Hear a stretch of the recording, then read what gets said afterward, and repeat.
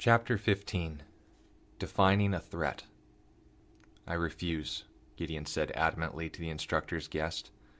He shook his head and put both hands on his cane as he let himself down gently. The instructor repeated his offer. "You're not a threat to anyone, Gideon, no more than any of their weapons are. The right place, the right time."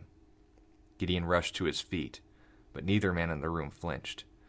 "You saw what price is paid if they find themselves anywhere near me in battle. I can't do that to her again." He began to break down and was eventually left silent again. The self-imposed isolation of the cell didn't carry the noise far. It merely held the tension in the air until it was filled once again with life that could only be introduced rather than found within. "If a soldier steps on a landmine, we don't blame the bomb. We blame the person who set it. That's what we're trying to deal with." Gideon continued to shake his head. "If those are the kinds of people we're dealing with, you know there's no negotiating with them." Gideon gestured at the screen, showing just how cruel their hearts were when shown wearing his skin. The instructor laughed. "I taught you better than that. How do we find the group's motives?" Gideon squinted at his emphasis on group and recalled his lecture. "We can't, not unless they have a chance to tell us all themselves." The instructor raised his eyebrows and began nodding slowly. "That's what we're trying to do. You are something that will keep the more hostile of their group from trying anything. We just want to try to deal with them with words before deeds." The guest rose to his feet once again, immediately silencing the instructor and commanding Gideon's attention. "Will you help us?" Gideon was more agreeable at this point, but still called to mind his friend's wound. The newly installed proximity alarm sounded in the cell, cutting Gideon off from his response.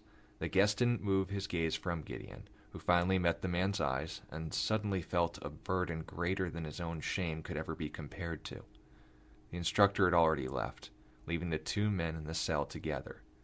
No words were spoken. Gideon simply followed his teacher to see what now threatened their school. Olivia loved her new weapon.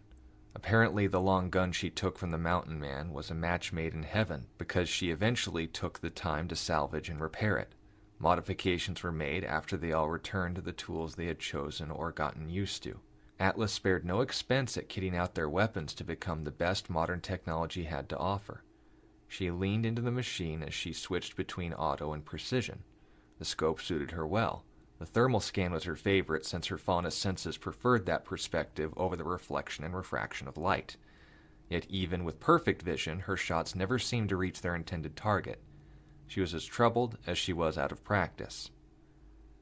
"It's not exactly an art form, but it won't come naturally." A deep voice spoke, approaching the range.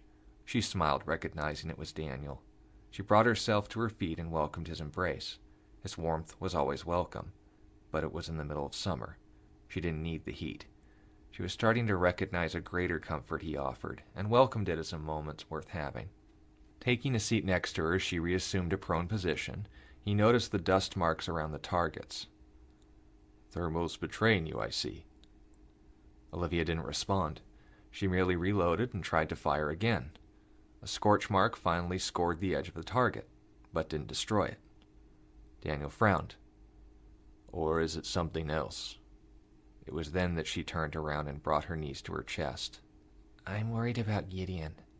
Leia's all better, and he's still hiding from us."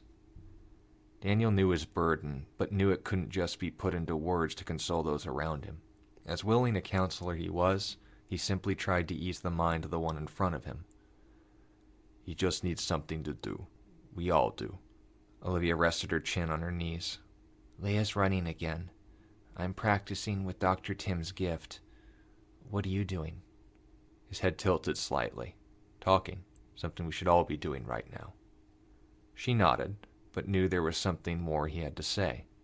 "Is something wrong, Danny?" With a smirk at her nickname, he rose to his feet and gestured for her to gather her things. "The instructor called for us. Apparently he thinks it's important to keep us busy as well." They began walking as she draped her rifle over her back. Their first few moments were spent in silence as they made their way back to the school. The name had finally been announced as Shade Academy, and new students had begun to join them. With their teenage years behind them, they were treated more as mentors than as students in recent weeks. One instructor didn't cut it anymore, but he somehow made it work. They approached his quarters, and Daniel opened the door for her to enter. She began to walk and let out a short "eep" when she felt resistance on her rifle. Daniel wasn't hurt, but she apologized anyway when she realized she had forgotten to retract her weapon's blade. He smiled and continued after her as they entered the room. Havilah stood with relative discipline, but her faunus traits gave everything away. Her tail was straight out behind her, and her ears were almost folded entirely over her human ears. Daniel's shoulders instinctively drew back, and Olivia squinted to find the source of her irritation. The instructor sat at his desk and observed the figure projected from his scroll. "Is that—" she began, only to be cut off by Havilah's sudden turn. She looked Daniel up and down in particular and turned her head back to the instructor, who simply shook his head. "He's the only one. We're certain of that." Daniel looked at them both, wondering if they were referring to him, but decided to keep listening instead. "Who is that?" Olivia looked the figure up and down and even took off her goggles to make sure the light-based image wasn't confusing her. "What happened to Gideon?" Havilah showed her canines at the mention of his name compared to the image that stood before them. "That's not Gideon!" she snapped. Olivia was quieted by her outrage and braced herself against Daniel for comfort. Yet he froze, staring at the image before them. She looked up at him, confused, and tried tugging on his robe in an attempt to signal his attention. The instructor raised a hand and drew her attention back to him. "Havilah is right. That's not Gideon. His name is Abimelech. He is in charge of the men who attacked us last winter. He left us this." A heavy book was laid out on the instructor's desk. Its words were small and covered every page. Most of it at a glance seemed incoherent, and their first impressions of his followers didn't heighten their desire to find out what lay within. Daniel remained speechless and stone-faced.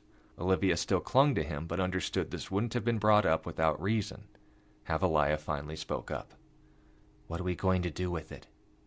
The instructor let out a steady breath. "We're going to study it." This statement drew all of their attention. "You want us to study the words of a killer? You saw what they did to Gideon. That's what they are. They aren't just killers, they're evil." The moment she said those words, the instructor stood to his feet. After commanding their silence, he pushed the folds of paper towards her. "Is that so?" "Show me where." The point had been made, and they got to work. The instructor concluded his lecture and gathered the copies from the new students. As had become routine for those among them trusted in combat, he waited for their notes and eyed those who handed in less than 5 pages. They collectively groaned through the process, but he could tell they were starting to understand. Daniel always wrote the most, yet in the recent weeks had said the least. His eyes went to Havilah, but she returned his gaze with her own. "Where's Gideon?" she voiced after the last of the younger students had left the room. The quiet that followed was stifling. Normally his candor would ensure that even the most passive questions answered beyond what even a scholar on the topic would want to know. His silence horrified them. She pushed him further. "You made him our leader, and then you took him away from us. What have you done with him? What happened?" She stopped acknowledging her at that point, turning his eyes to his scroll. This only inflamed her more and continued to push the topic. Daniel didn't even approach an attempt to stop her. She repeated her questions over and over again with harsher emphasis until a chime sounded and the instructor finally looked up. She continued shooting daggers at him, and he didn't break eye contact with her. He simply pushed a button on his scroll, and the screen behind him showed what was on it. Gideon was there. The representative's technology was somehow following and recording him as he cut down Grimm in total isolation. "My superiors want to get to the root of this problem. He is the physical solution to keep more of these attacks from happening. You are the mental." Havilah blinked after staring down the recording as intensely as she had him before. "You haven't answered my question," she voiced through gritted teeth. "You didn't listen to my answer. Olivia and Daniel approached, wanting to hear the matter clarified firsthand. The instructor shut off the recording and continued. Gideon doesn't get over things as quickly as you do, Havaliah. You shouldn't expect that of him. She cut him off. He's stronger than me. Daniel reached out to stop her, and the instructor waved him back and wanted for her to continue. You've seen what he can do to the Grim, what he can do to those monsters. Gesturing at the book still open on his desk. Her eyes flared one last time before they finally cooled. The instructor followed the falling of her shoulders with a single nod of his head. He's looking for him. These bandits have gathered around one cause, and we need to confront that cause on two fronts. Gideon is willing to cope with his guilt his own way, and volunteered time to deal with them physically. You are here to make sure that they don't recruit more to their cause, to show where and when they have misrepresented reality, why they are wrong. Havaliah finally was able to listen. Daniel and Olivia began to understand. They bowed and left the room together. The instructor continued to study the text himself. Havaliah allowed herself a final glance over her shoulder and saw her teacher for the first time in a way she could only describe as troubled.